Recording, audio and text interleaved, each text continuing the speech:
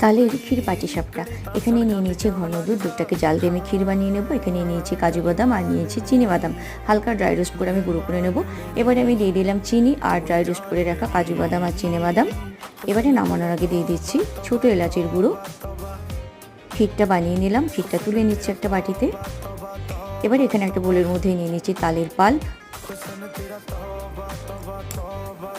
এবারে এর মধ্যে দিয়ে দিচ্ছি ময়দা, চালের গুঁড়ো, চিনি আর দিচ্ছি সামান্য পরিমাণে লবণ। খুব ভালো করে সব কিছু মিশিয়ে নিচ্ছি।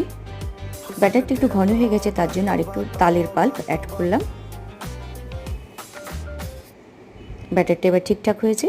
এখানে আমি হালকা ঘি ব্রাশ করে নিচ্ছি একটা ফ্রাইং প্যানে। এবারে ব্যাটারটা দিয়ে দিলাম,